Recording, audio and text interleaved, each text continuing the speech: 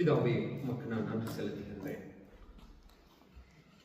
பிதாவுக்கும் குமாரனுக்கும் ஆவியானவருக்கும் ஈடான மகிமை கனம் இந்த பூமியில எதுவும் இல்லை. என்னுடைய உயிர் கூட, என்னுடைய ஜீவன் கூட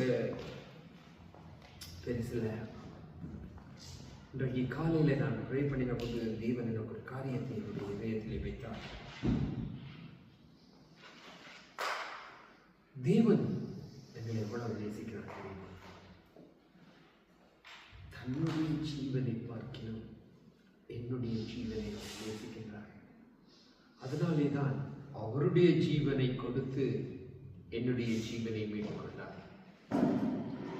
அவர் நாங்கள் ஒருவர்கள் எங்களுடைய இருக்கிற எல்லாவற்றையும் கொடுத்து ஒரு பொருளை வாங்குவோமானால் அந்த நாங்கள் கொடுக்கின்ற அந்த பணத்தையோ அல்லது பொருளையோ நாங்கள் கொடுக்கிற எல்லாவற்றை பார்க்கிலும் நாங்கள் வாங்குவது எங்களுக்கு முன்பாக அது வலியுவாக இருக்க வேண்டும். அதான் அப்படி இருந்தால்தான் நான் எங்களுக்கு இருக்கிற எல்லாவற்றையும் கொடுத்து நாங்கள் ஒன்றை வாங்குவோம். இல்லை என்றால் நாங்கள் வாங்க மாட்டோம். அதை தான் தேவன் தன்னுடைய ஒரே பேரான குமாரன் என்று நாங்கள் பைபிளை வாசிக்கின்றோம்.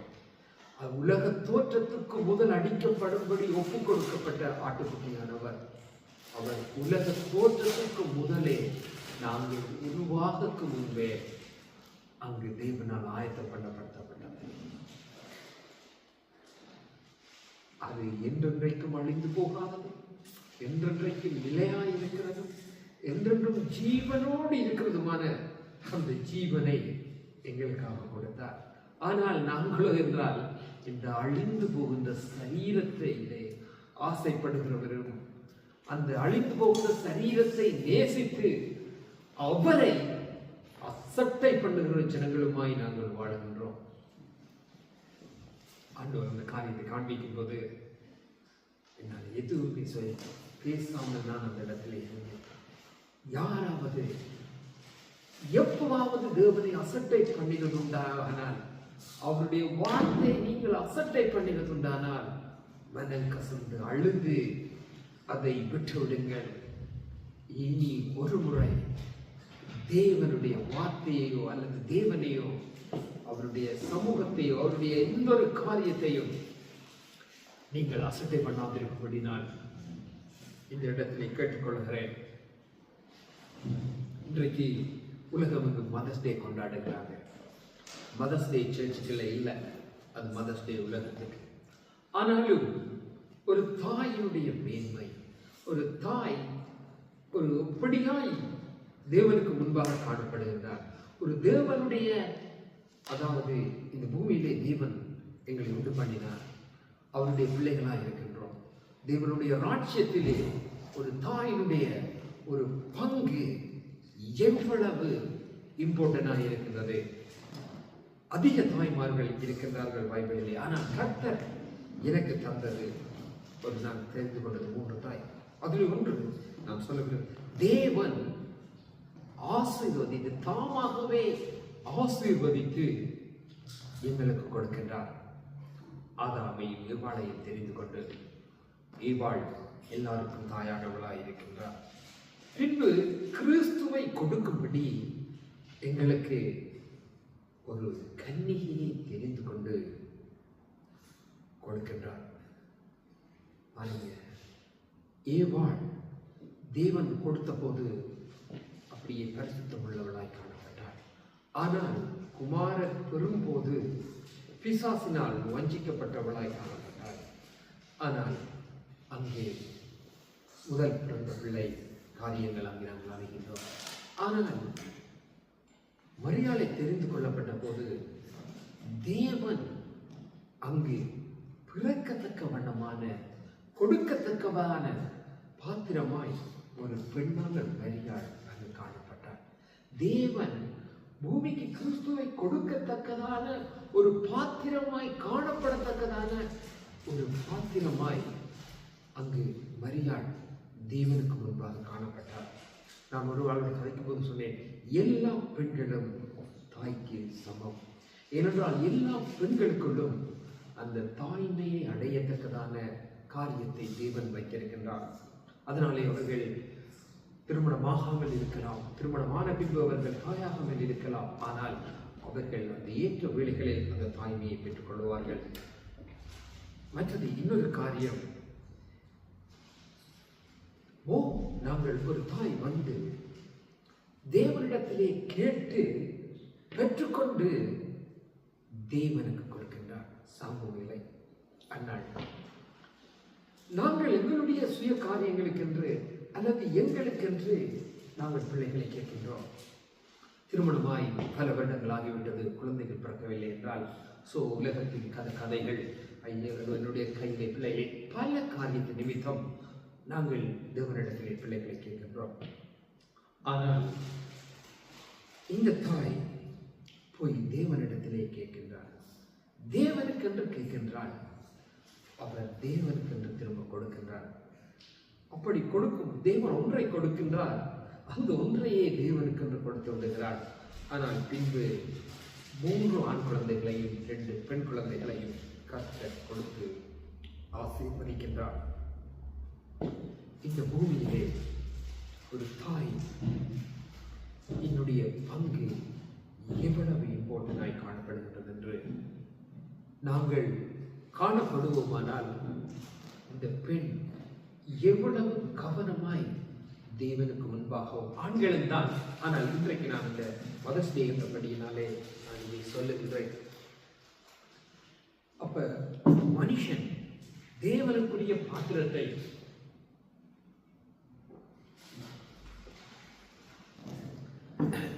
மன்னிக்க வேண்டும், இந்த பூமியிலே கொடுக்க வேண்டுமானால் நாங்கள் எவ்வளவாய் இருக்க வேண்டும். தேவன் கொடுக்கின்றார். நான் முதல் சொன்னேன், ஆதாமை கொடுத்து ஏவாளை கொடுத்தவர். ஈவாள் வஞ்சிக்கப்படுகின்றாள். அதை ஈவாள் பிறகு அறிகின்றாள். அதன் பிறகு அவளுக்கு ஆண்டவர் ஒரு குமாரனை கொடுக்கின்றார். அதற்கு பின்புதான் ஜனங்கள் தேவனை தொழுது கொள்ள ஆரம்பிக்கின்றார்கள். நாங்கள் வாசிப்போம் ஆதியாகமம் 4வது அதிகாரம் 25-26 வசனங்களை.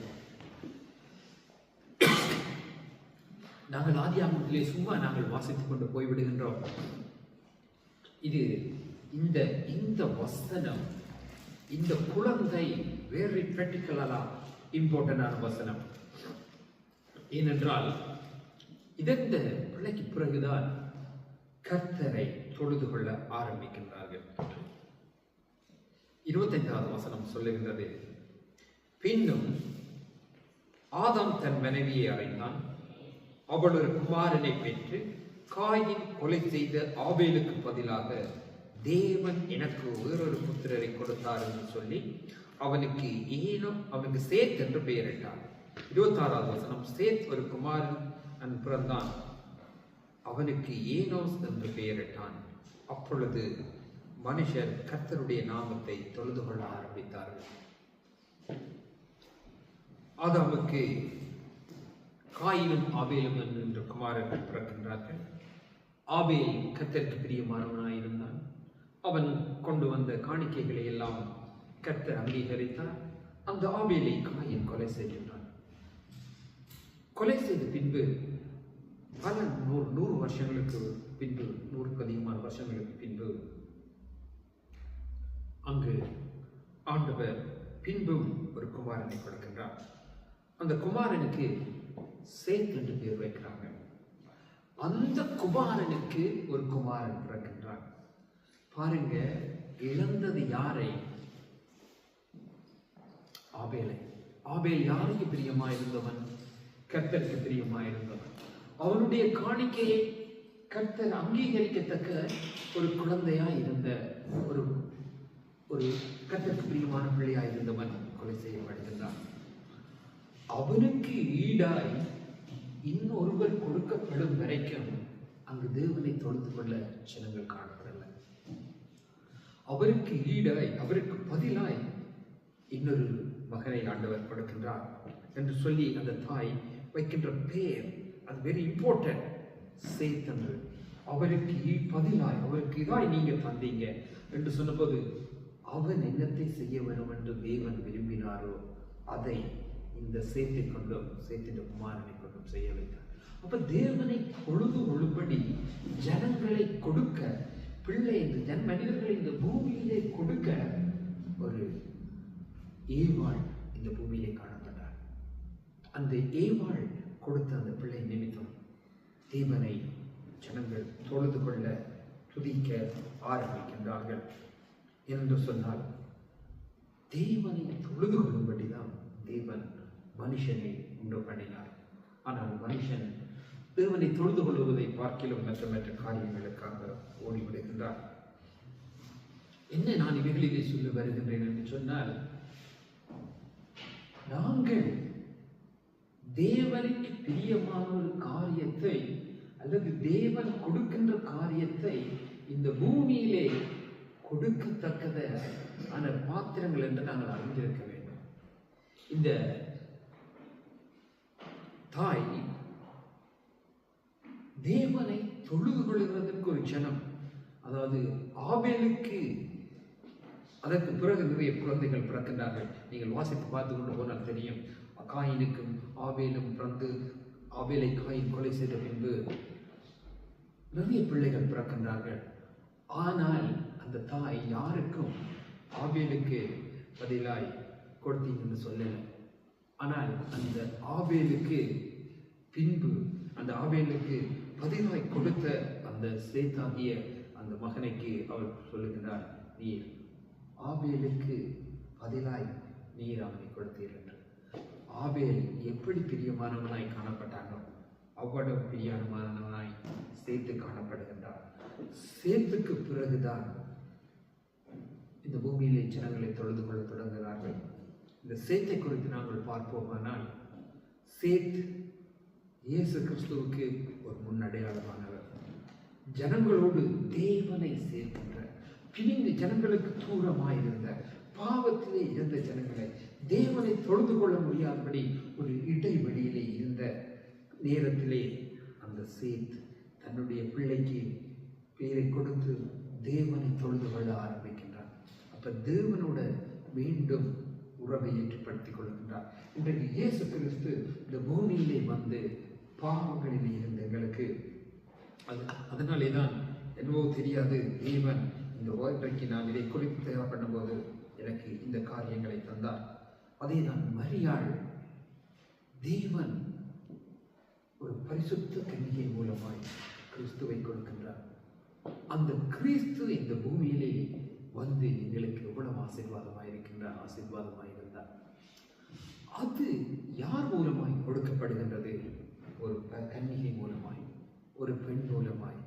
ஆனால் அதை அவள் விரும்பாது போயிருக்கலாம். அதை மரியாள் அதை மறுதளித்திருக்கலாம். ஆனால் அந்த மரியாள் அதை மறுதளிக்கல. ஏனென்றால் அவளுக்கு தெரிந்திருந்தது தேவனுடைய திட்டம் என்னது. குமாரனை கொண்டு தேவன் செய்ய போகின்ற காரியங்கள் ஒரு காரணம் உண்டு. அதனாலே தான் தேவன் எனக்கு இவைகளை கொடுக்கின்றார் என்று சொல்லி, நாங்கள் ஒரு குழந்தை பிறக்கும் போது நாங்கள் எப்படி பிள்ளைகள் எப்படி இருக்க வேண்டும் என்று விரும்புகிறோம். அவன் பிறக்க வேண்டும், படிக்க வேண்டும், நல்லாய் வளர வேண்டும், நல்ல உத்தியோகத்தில் இருக்க வேண்டும், திருமணமாக வேண்டும், பிள்ளைகளுடைய ஆசீர்வாதங்களை காண வேண்டும். இந்த பூமியிலே ஜனங்கள் அவனை குறித்து பெருமையாய் பேச வேண்டும், அவன் எல்லாவற்றிலும் மேலாய் இருக்க வேண்டும். அப்படித்தான் நாங்கள் நினைக்கின்றோம். ஆனால் தேவன் அவனுமாய் நினைக்கிறதில்லை. தேவன் நினைக்கின்றது, இவன் எனக்கு முன்பாக நடக்கத்தக்கவனாய் என்னுடைய காரியங்களை, நான் பூமியிலே செய்ய இருக்கின்ற காரியங்களை, செய்ய வேண்டிய காரியங்களை ஃபில் பண்ணத்தக்கதாய், நிரப்பத்தக்கதாய் ஒரு பாத்திரத்தை இந்த பூமியிலே கொடுக்கத்தக்க வண்ணமாய் தேவன் பாத்திரங்களை தேடுகின்றார். ஆனால் நாங்கள் நினைக்கின்றோம், நாங்கள் ஈஸியாக சொல்லிவிடுகிறோம், கர்த்தரங்களை தெரிந்து கொண்டார், நாங்கள் அவருடைய பாத்திரங்கள் அவரை சுமக்கின்றோம் என்று. எஸ், நாங்கள் அவரை சுமக்கின்றோம், அவர்களை தெரிந்து கொள்கின்றார். ஆனால் எத்தனை பேர் தேவன் இந்த நாட்களிலே செய்ய வேண்டிய காரியங்களை தெரிவிக்கின்ற பாத்திரங்களாகவும், அறைகின்ற பாத்திரங்களாகவும், அதற்கு ஏற்ற பாத்திரங்களை இந்த பூமியிலே கொடுக்கின்றவர்களாகவும் நாங்கள் வாழ்கின்றோம் என்று பார்த்தால் நாங்கள் இல்லை. ஆனால் பழைய ஏற்பாட்டிலே அதிகம் பேர் அப்படி இருந்திருக்கிறாங்க.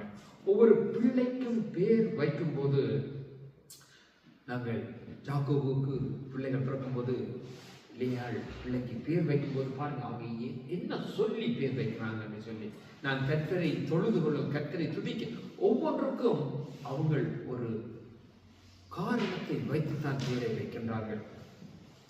அதே போலத்தான் இன்றைய நாளிலே தேவனுடைய பிள்ளைகளாய் இருக்கின்ற நாங்கள், தேவனுடைய பிள்ளைகளாய் குடும்பமாய் இருக்கின்ற நாங்கள், எங்களுக்கு ஒரு குழந்தை பெற போகும்போது, அல்லது நாங்கள் ஒரு குழந்தையை பெற்றுக்கொள்ள விரும்பும் போது, அல்லது நாங்கள் தேவனிடத்தில் ஒரு குழந்தையை கேட்கும் போது, நாங்கள் எதற்கென்று கேட்கின்றோம், என்னத்துக்கென்று கேட்கின்றோம், எப்படி கேட்கின்றோம்?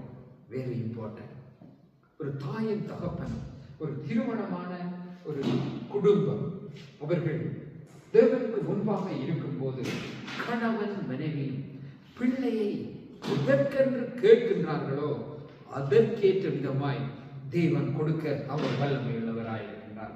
தேவனை நான் உமக்கென்று கேட்கின்றேன், நீ தாரும், நான் அவனை உமக்கு தருகின்றேன், நீ அவனை உமக்கென்று நடத்தும் என்று சொல்லி நாங்கள் தேவனிடத்திலே கேட்போமானால் தேவன் தரவும் கொடுக்கவும் அதை நடத்தவும் போதுமானவராயிருக்கின்றார்.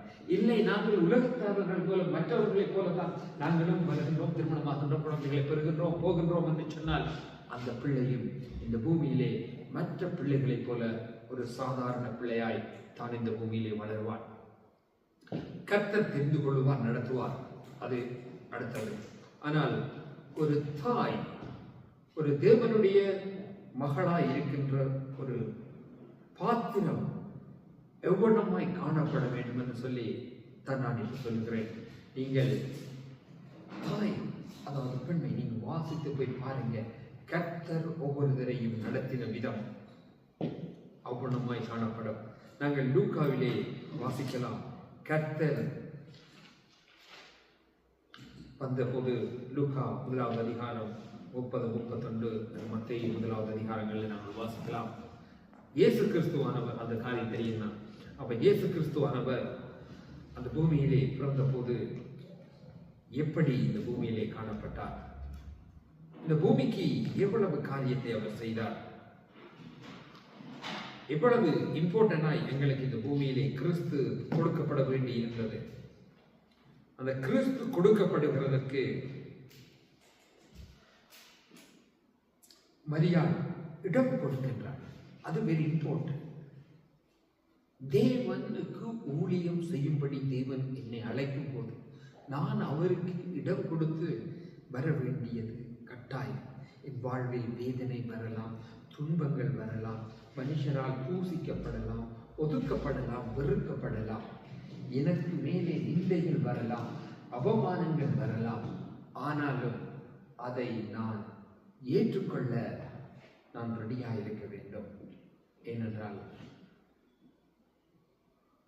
யோபு சொன்னது போல, அவரிடத்திலிருந்து நன்மைகளை பெற்ற நான் அவரிடத்திலிருந்து தீமை வரும்போது அதை நான் பெற்றுக்கொள்ளாதபடி என்றது போல, நான் உங்களிடத்திலே தீமை வரும் என்று சொல்லலை, எதிர்பார்க்க சொல்லலை. ஆனால் அந்த தீமையையும் நன்மையாய் மாற்றுகின்ற பாதையிலே தான் கர்த்தர் நடத்துவார். எங்களை தீமையிலே கொண்டு போய் தீமையிலே விட்டு அழிந்து விடும்படி நடத்துகிறவர் அல்ல, அல்லது தீங்கு எங்களுக்கு வரும்போது அவர் அப்படியே விட்டு விடுகிறவர் அல்ல. அவர் அந்த தீங்கோ அல்லது நாங்கள் தீமை என்றோ அல்லது அவமானம் என்றோ எண்ணுகின்ற காரியங்கள் எல்லாவற்றையும் மாற்றி போட்டு ஒரு நாள் கனமுள்ள பாத்திரமாய் மாற்ற வல்லமை உள்ளவராய் இருக்கின்றார். அதே போலதான் இந்த மரியாளும் என்ன செய்கின்றாள் என்று சொன்னால் இடம் கொடுக்கின்றாள். இடம் கொடுக்கின்ற போது அங்கு இயேசு கிறிஸ்து பிறக்கின்றார். அந்த 38வது வசனத்தை அவர் சொல்கிறார். இதோ லூக்கா 1:38 சொல்லுகின்றார், இதோ நான் ஆண்டவருக்கு அடிமை, உம்முடைய வார்த்தையின்படி எனக்கு ஆக கடவுது. அவளுக்கு தெரியும், இதனால எனக்கு தீங்கு வரும், என்று சொல்லி என்னை சில வேளையிலே பேசுவார்கள், தன்னை தூஷிப்பார்கள். நான் ஒரு திருமணமாகாத கன்னிகை, எப்படி குழந்தையை பெற முடியும் என்று. அது நிறைய பிரச்சனைகள், அதை நாங்கள் இலகுவாய் அக்செப்ட் பண்ணிவிட முடியாது. ஆனால் அந்த தாய், அந்த பெண், இதோ நான் தேவனுக்கு அடிமை, அதை விட இம்பார்ட்டன்டான வசனம், அவருடைய வார்த்தையின்படி, அதாவது உம்முடைய வார்த்தையின்படி எனக்கு ஆக கிடந்தது. நாங்கள் எவ்வளவு பேர் எங்களுடைய வாழ்க்கையில் எங்களை கொடுக்கின்றோம், தேவனை உம்முடைய சித்தம் என் வாழ்வில் உண்டாயிருக்கட்டும் என்று சொல்லி. இதை நான் உங்களுக்கு எப்படி நான் சொல்லுகிறேன், இயேசுவை சுமக்கின்ற பாத்திரமாய் நாங்கள் ஒவ்வொருவரும் மாற வேண்டும். இப்பொழுது பெண் மாத்திரம் அல்ல, நாங்கள் ஒவ்வொருவரும் இயேசுவை சுமக்கின்றோம். மற்றவர்களுக்கு இயேசுவை கொடுக்க வேண்டும். எங்களுடைய பங்கு இந்த பூமிக்கு கிறிஸ்துவை கொடுப்பதா இருக்கின்றது. ஆனால் இந்த பூமிக்கு முதல் கிறிஸ்துவை கொடுப்பதற்கு கர்த்தரால் தெரிந்து கொள்ளப்பட்ட பாத்திரம் அந்த பெண் காணப்படுகின்றார். இவைகள் எல்லாவற்றிலும் நான் உங்களுக்கு அதிகமாக உங்களோடு கூட பேச விரும்புகின்ற காரியம் 1 சாமுவேல் எடுத்துக்கொள்ளுங்க. 1 சாமுவேல் 1வது அதிகாரம் 17, 18, 19, 20 நான் வாசிக்க விரும்புகின்றேன்.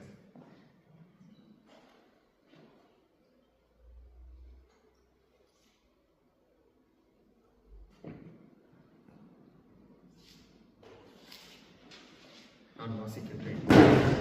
1 சாமுவேல் 17.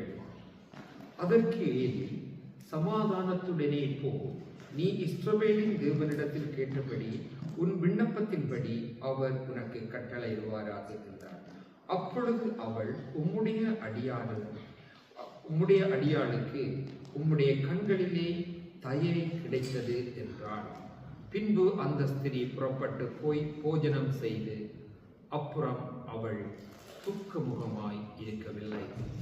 அவள் அதிகாலையில் எழுந்து கர்த்தரை பணிந்து கொண்டு ராமாவில் இருக்கிற தன் வீட்டுக்கு திரும்பி போனாள்.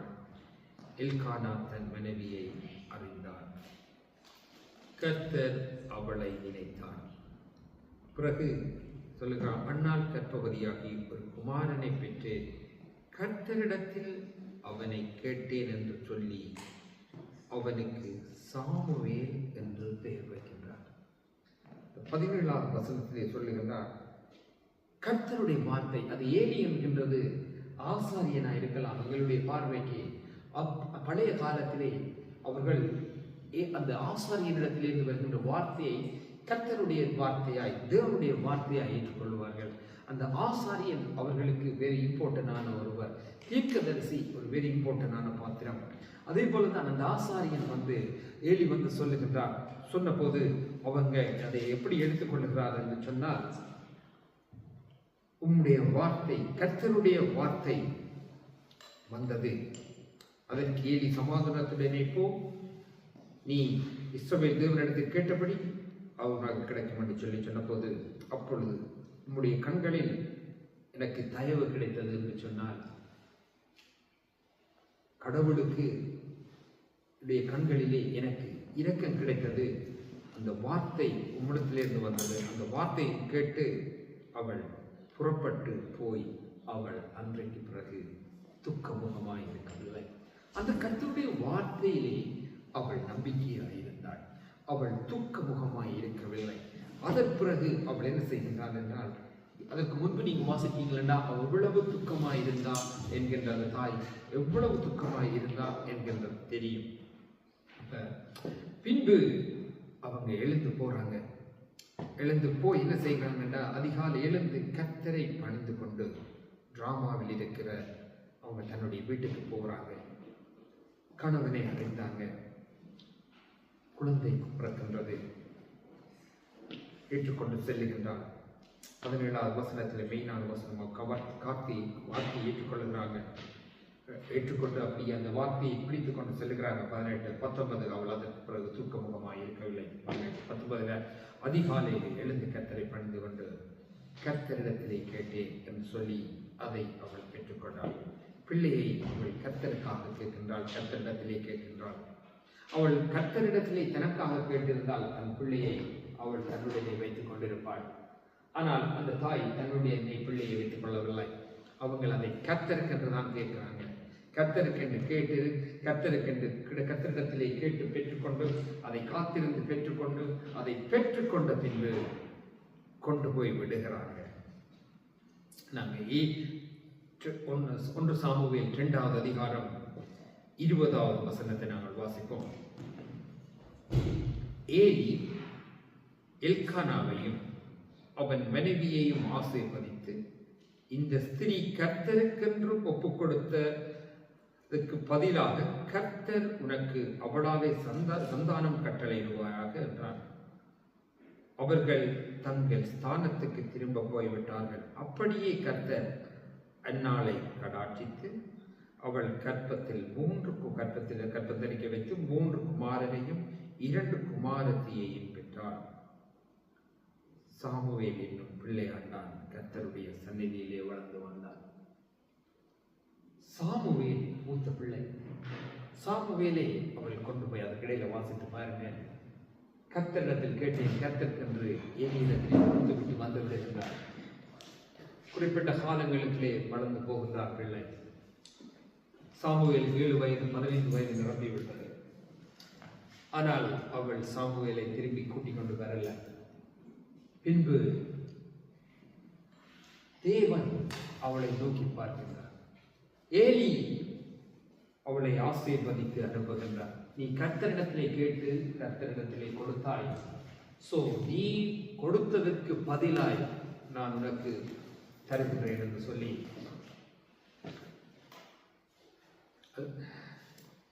அந்த தாய் எல்கானா கேட்டது சரி. எல்கானாவுடைய மனைவி கேட்டது, அன்னாள் கேட்டது ஒரு பிள்ளை.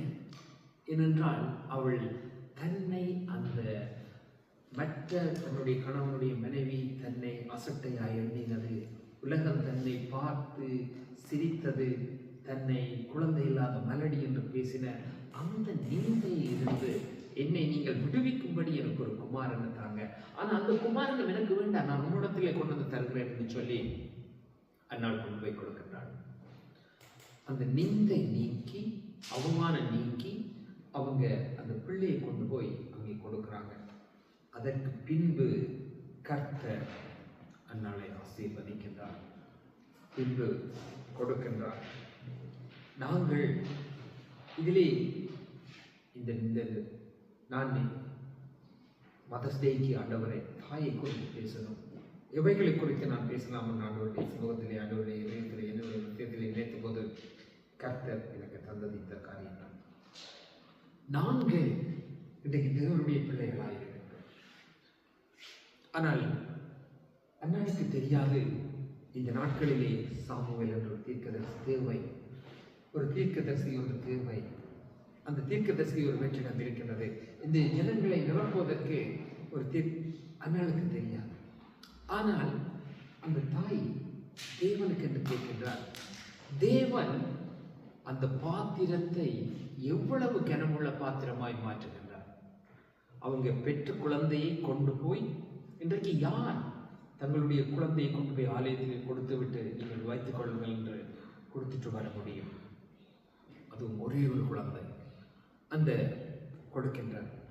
நான் உங்களுக்கு சொல்லவில்லை உங்களுடைய பிள்ளைகளை கொண்டு போய் ஆலயத்திலே விட்டு விடுங்கள் என்று சொல்லி. நீங்கள் கேட்கும் போது கர்த்தருக்கென்று கேளுங்கள், அதை கர்த்தருக்கென்று நீங்கள் வளருங்கள், உங்களுடைய வைத்து வளர்த்துக் கொள்ளுங்கள். இந்த பழைய ஏற்பாட்டு முறை இப்பொழுது இல்லை. ஆனால் அந்த நேரம் பிள்ளை வளர்ந்து வரும்போது கர்த்தர் அவனை தனக்கென்று நடத்துவார்கள். இந்த பூமியிலே அதிகம் அப்படி நிறைய பேர் இருக்கிறாங்க, அப்படி கேட்டவங்க இருக்கிறாங்க. எங்களுக்கு அனுபவம்னால தெரியல.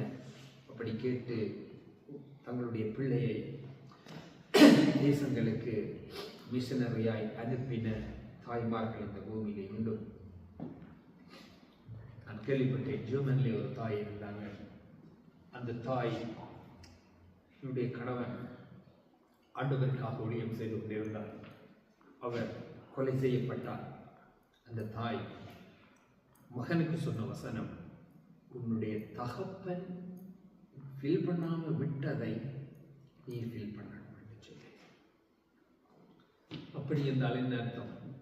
உன்னுடைய தகப்பன் ரத்த சாட்சியாக இணைத்து விட்டார், ஸோ நீ அதை பின்தொடர்ந்து போ என்று சொல்லி தேவனுக்கு என்று கேளுங்க, தேவனிடத்திலே கேளுங்க, தேவன் உங்களுக்கு கொடுப்பார்.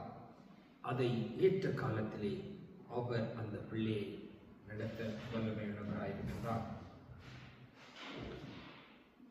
நீங்கள் கேட்பது ஒன்றுதான், கேட்டது ஒன்று. எல்லாரும் முதல் கேட்கிறது ஒரே ஒரு குழந்தை, ஆண்டவரே எனக்கு ஒரு குழந்தையை கொடுக்கட்டும்.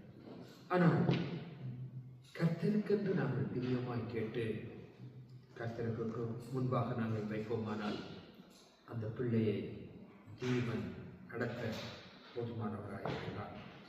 நாங்கள் யோசிக்கலாம், சில வேளையில் அன்றைக்கு சாமுவேல் தீர்க்கதரிசி தேவைப்பட்டது என்று. இன்றைக்கு இந்த பூமியிலே கர்த்தரை சுமந்து செல்வதற்கு நிறைய பாத்திரங்கள் தேவை. ஆனால் அதை சுமந்து செல்லத்தக்கதாய், அந்த காரியங்களை நிறைவேறத்தக்கதாய் பிள்ளைகளை கொடுத்து விடுவதற்கு இந்த பூமியிலே யாரும் இல்லை. அப்படி ஒருவர் காணப்படுவார்கள், ஆனால் கர்த்தருக்கு முன்பாக அவர்கள் கனப்படுத்தப்படுவார்கள்.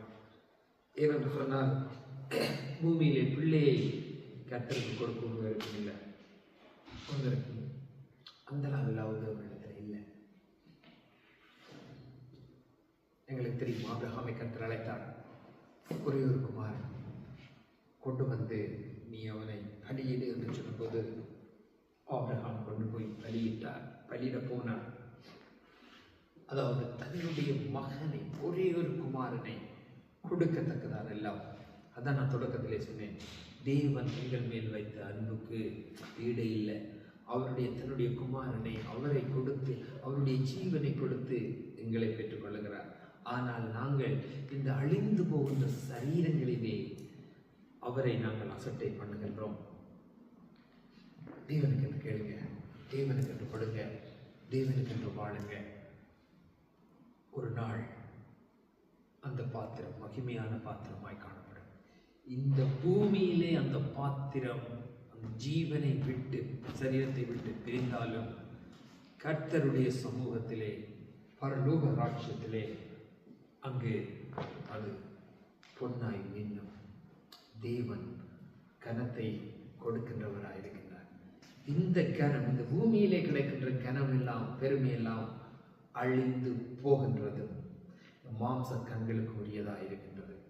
ஆனால் தேவன் கொடுக்கின்ற கனம் என்பது சதா காலங்களிலும் அவரோடு கூட இருக்கும்படி, அவரோடு கூட வாழும்படி ஏற்படுத்துகின்றது பாத்திரம். இந்த நாட்களிலே நான் சொல்லுகின்றதானது ஒரு தாய்க்கு மாத்திரமல்ல, இந்த மதர்ஸ் டேஸ்லேயே நான் சொல்லுகின்றதான காரியம், ஒரு திருமணமாகின்ற ஒரு குடும்பத்துக்கு, திருமணமாகி குழந்தைக்கு காத்திருக்கின்ற ஒரு குடும்பத்துக்கு, அதாவது ஸ்பெஷலாக தேவனுடைய பிள்ளைகளாக இருக்கிற குடும்பத்துக்கு நான் சொல்லுகின்றதான காரியம். அல்லது நீங்கள் புது இல்லாட்டியும் குழந்தைக்காக காத்திருந்தால், அல்லது இனி நீங்கள் உங்களுக்கு குழந்தை வேணுமென்றால், நீங்கள் கேட்கும்போது தேவனுக்கு என்று கேளுங்க. தேவனுக்கு உங்களுடைய குழந்தைகளை, உங்களுடைய பிள்ளையை தேவனுக்கென்று வாழத்தக்கவனாய் ஏற்படுத்தி தேவன் தரும்படி கேளுங்க, தேவனுக்கு கொடுங்க. அந்த பாத்திரம் இந்த பூமியிலும் கனவுள்ளதாயிருக்கும், பரலோக ராஜ்யத்திலும் மகிமையுள்ளதாயிருக்கும். இதாவது இந்த வேளையிலே உடைய சமூகத்திலே ஒப்புக் கொடுக்கின்றேன். தேவரே, தாயின் கருவில் உருவாகும் முன்பே எங்களை உம்முடைய கண்கள் கண்டது. நாங்கள் அழிந்து போகின்ற இந்த சரீரம் இன்றைக்கு பூத்து, காலையிலே பூத்து மாலையிலே மறைந்து போகின்ற அந்த காட்டு புஷ்பங்களுக்கு ஒப்பாக இருக்கின்றது எங்களுடைய வாழ்க்கை. அப்படிப்பட்ட இந்த மண்ணான மனுஷனாகிய நான், நீர் எனக்கு ஜீவனை தந்து, எங்களை என்னுடைய சரீரத்தை தந்து, எங்களுக்காக எல்லாவற்றையும் செய்து முடித்து இன்றைக்கு நீர் முன்பாக வைத்திருக்கின்றேன். நாங்கள் உம்மிடத்திலே கேட்பதெல்லாம் உமக்கென்றும், உம்முடைய ராஜ்யத்துக்கென்றும், உமக்கென்றும் கொடுக்கத்தக்கதான அந்த அன்பும், அந்த தெளிவும், அந்த புத்தியும், அந்த விடுதலைகளும் உம்முடைய தேவனுடைய பிள்ளைகள் ஒவ்வொருவரையும் நிரப்பட்டு மாட்டீங்க. அந்த பிள்ளைகள் இந்த பூமியிலே கனவுள்ள பாத்திரங்களாய் நீங்கள் நடத்துங்க ஆண்டவரே. இதாவே என்னை ஒப்புக் கொடுக்கிறேன்.